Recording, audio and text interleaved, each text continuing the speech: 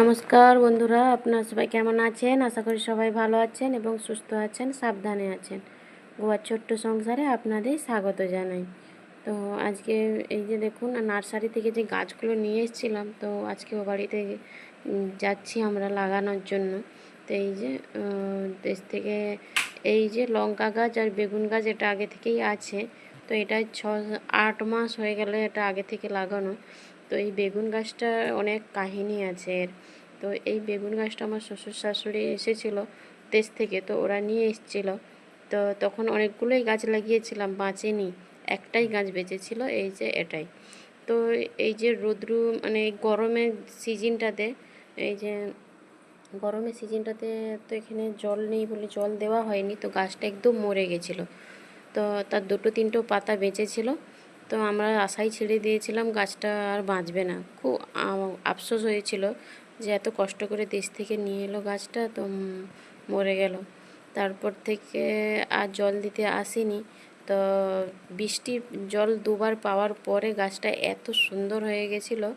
তারপরে আমি কী করছি, ওই গাছটা 2টো ডগ ভেঙে দিয়েছিলাম, তো আরও বড় হয়ে গেছে। তো আবার এবারে এসে দেখি তো তাতে আবার বেগুনও হয়েছে। তো এই যে কলা গাছ দুটোরও আবার অনেক কাহিনী আছে। কলা গাছ দুটোও আবার দেশ থেকে নিয়ে এসছে ওরা। মানে আমাদের দোকানে যে ছেলেরা কাজ করে, ওরা বাড়ি গিয়েছিলো। তো ওরা আসার সময় ওদেরকে বলেছিলাম, আমার মাকে বলেছিলাম, মা ওদের হাতে 2টো গাছ দেবে তুমি, তো সেজন্য দিয়েছিল। তো ওরা নিয়ে এসছে। তো এই আজকে যে লাগালাম, কারণ এখন বৃষ্টিটা আরম্ভ হয়েছে, তাই এখন লাগালাম।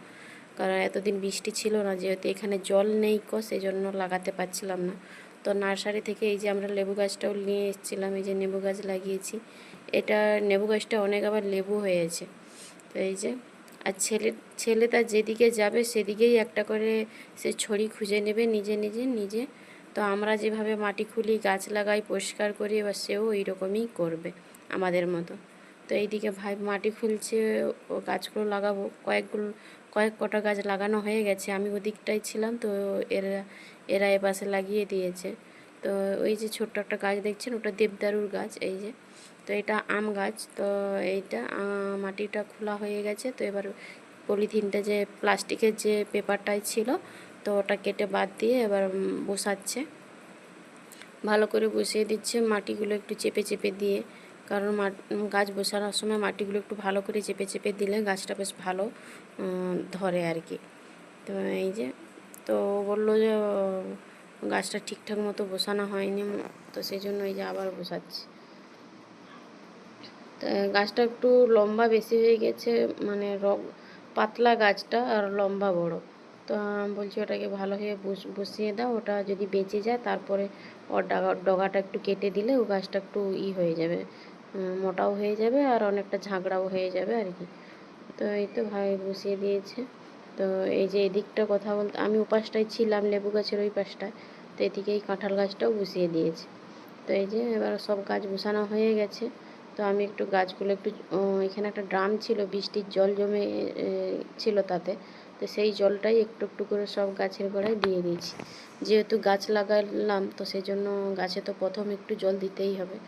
তো ওই যে গেটের দুধারে 2টা দেবদারুর গাছ লাগিয়েছি। তো আপনারা কী নামে চিনেন গাছটা, কি আমাকে জানাবেন কমেন্টে। এই যে দেখুন, স্বাদের বেগুনে আবার পোকা। তো এত মানে দেশ থেকে চারা নিয়ে এসে লাগালাম, ভেবেছিলাম মরে যাবে গাছটা, তো আবার বেঁচে গেল।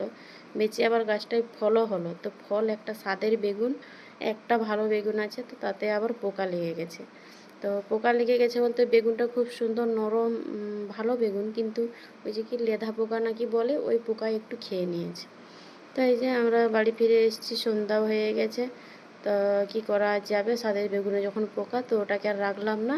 তো এই যে সন্ধ্যাবেলা আবার একটু মুড়ি খাবো বলে, সেজন্য আবার এই যে সে বেগুনটাকে কেটে বাদ দিয়ে দিয়েছি, আর যতটা ভালো ছিল নিয়েছি, আর বাড়িতে বেগুন ছিল সেই বেগুন দিয়ে এই যে বেগুনি ভাজছি, ছোটো ছোটো করে কেটেছি, কেটে ভেজেছি।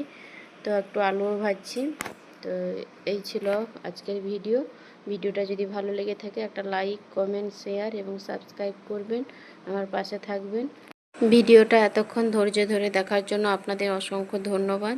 আপনারা সবাই সুস্থ থাকুন, ভালো থাকুন, আর আমার ভিডিওটা দেখতে থাকুন। নমস্কার, শুভরাত্রি।